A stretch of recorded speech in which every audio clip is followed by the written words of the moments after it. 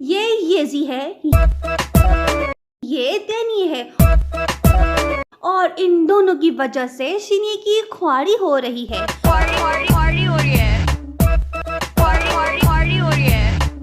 Hello everyone, welcome back. तो चलिए बिना किसी देरी के आगे की कहानी पे नजर डालते हैं।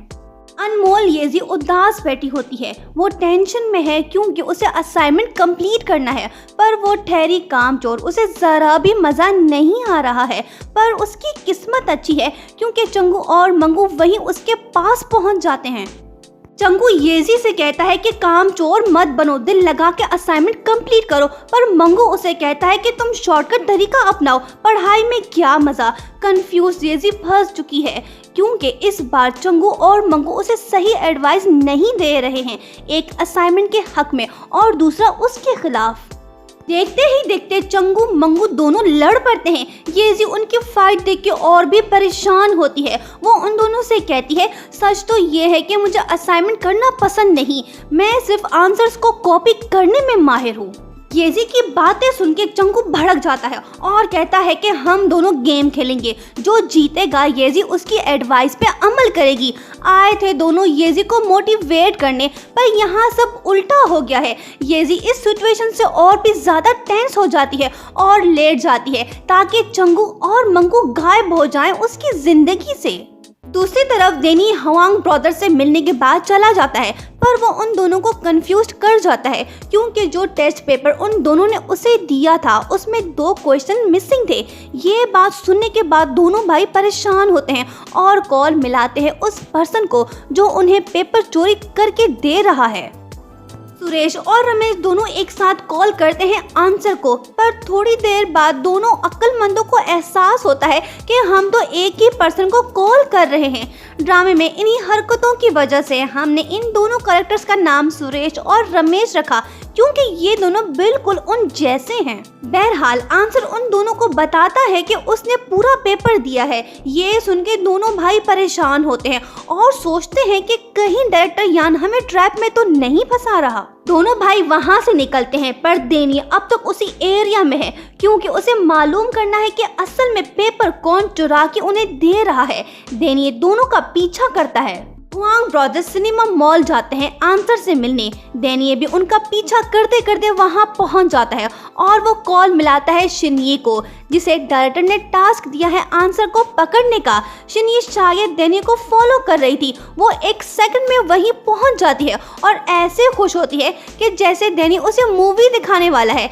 ऐसा तो होता है पर प्लान के तहत, क्योंकि डेनी को भी सच जानना है कि आखिर ये आंसर कौन सी बला है जो उसके स्कूल में गड़बड़ कर रहा है। आंसर आके हुआंग ब्रदर से मिलता है। डेनी सही मौके के इंतजार में है ताकि उसका फेस देख सके। मुलाकात एंड होने के बाद डेनी उसका पीछा करता है, पर एट दी एंड वो नाकाम होता है, उसका फेस नहीं देख पाता। नेक्स्ट डे स्कूल में नोटिस लगता है जिसमें लिखा होता है कि जिसने प्रीवियस टेस्ट में सही जवाब दिया वो क्लास में एंटर नहीं हो सकता। मतलब कि डायरेक्टर यान किसी तरीके से पेपर चोर को चालाकी से पकड़ना चाहता है। नेक्स्ट डे येजी मिलती है हुआंग ब्रदर से। दोनों उसे कहते हैं कि हमारे पास सोर्स है, अब हम क्लास में होने वाले टेस्ट में अच्छे मार्क्स ला सकेंगे। येजी कहती है, तुम दोनों अब तक कहाँ मरे पड़े थे, मुझे क्यों नहीं बताया, टेस्ट देने से पहले बताते। मतलब कि येजी भी चाहती है कि वो शॉर्टकट वे इस्तेमाल करके पास हो। उसके बाद हम देखते हैं कि येजी ख्यालों की दुनिया में खो जाती है और सोचती है कि इसी तरीके से मैं अब डेनी को हरा पाऊंगी, मेरे मार्क्स इंक्रीज होते जाएंगे और डेनी मेरे सामने आके भीख मांगेगा और मुझसे हेल्प लेगा क्योंकि मैं पोजीशन होल्डर बन जाऊंगी। डे ड्रीमिंग एंड होने के बाद भी येजी हंस रही होती है। डेनी उससे मुस्कुराने की वजह पूछता है। येजी हंस के कहती है, थोड़ा वेट करो, डरो उस दिन से जब मैं तुमसे ज्यादा एग्जाम में अच्छे मार्क्स लाऊंगी, फिर देखना मैं कैसे तुम पे हंसती हूँ। डेनी जवाब में कहता है कि मेरा एक ही कंडीशन है, अगर तुमने चीटिंग किए बगैर मुझे बीट किया तो तुम भले 32 दांत निकाल के सारा दिन मुझ पे हंसना। येजी कहती है ये तुम्हारा मसला नहीं, देखते जाओ अब। उसके बाद येजी जाके मिलती है हुआंग ब्रदर से और उन दोनों को सारा कुछ बताती है। वो हर सूरत देने को बीट करना चाहती है। अब उसके पास अपकमिंग टेस्ट के आंसर भी होंगे। मतलब कि येजी हुआंग ब्रदर्स को सही समझती है क्योंकि वो पढ़ाई चोर हैं। नेक्स्ट डे डायरेक्टर यान आके स्टूडेंट्स को डराता है, धमकाता है ताकि पेपर चोर सामने आए। वो स्टूडेंट्स की सीट्स को रीअरेंज करता है ताकि कोई भी चीटिंग ना कर सके।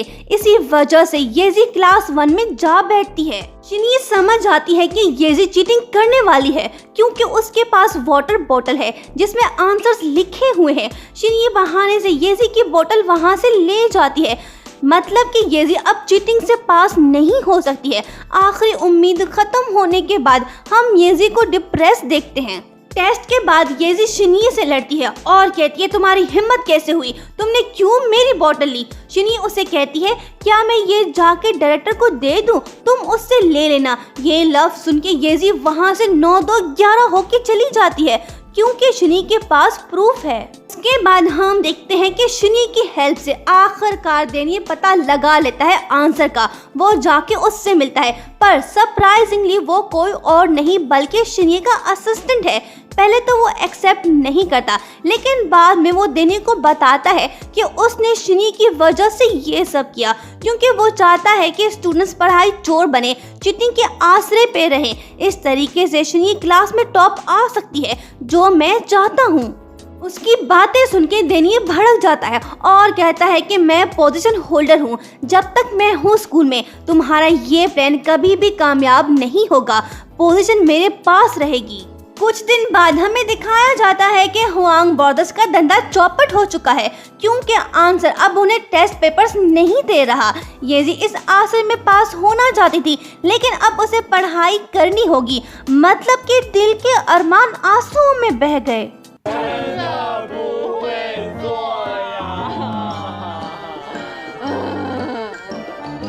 नेक्स्ट मॉर्निंग येजी और देनी का आमना सामना होता है। येजी चाहती है कि देनी उसे अपना असाइनमेंट दिखाए पर ऐसा नहीं होता क्योंकि देनी किसी सूरत नहीं चाहता कि येजी शॉर्टकट वे से पास हो। देनी ना कह के चला जाता है। येजी उसे बद्दुआएं देती है। उसके बाद हम देखते हैं कि स्पोर्ट्स कंपटीशन स्टार्ट हो चुका है। येजी और उसके फ्रेंड्स किसी भी तरह क्लास 1 को हराना चाहते हैं। येजी पुरउम्मीद है क्योंकि उसके पास बेस्ट रनर चैंग है। येजी कहती है हम भले हार जाएं लेकिन कम से कम चैंग तो उनसे जीते, यही काफी है। कुछ देर बाद मैदान सजता है, रनिंग शुरू होती है, चैंग तेज भागता है। येजी एंड कंपनी खुश होती है कि अब चैंग जीत जाएगा पर अचानक से कोई पीछे से आके चैंग को धक्का देके नीचे गिराता है। मतलब कि चीटिंग करके उसे हराया गया है। फ्रेंड्स फौरन आके उसे रेस्क्यू करते हैं। सिचुएशन को गंभीर देख शिनी अपने क्लासमेट को साइड में ले जाके बोलती है कि ये तुमने सही नहीं किया, हमें फेयर गेम प्ले करके उन्हें हराना होगा ना कि चीटिंग करके। पर येजी बहुत गुस्से में है। वो आती है शिनी के पास और उसे चीटर बोलती है। दरअसल वो चाहती है कि गेम फेयर हो। शिनी देनी से कहती है कि तुम्हें मिसअंडरस्टैंडिंग हो गई है, ये गलती से हुआ होगा, हम ऐसा नहीं चाहते थे।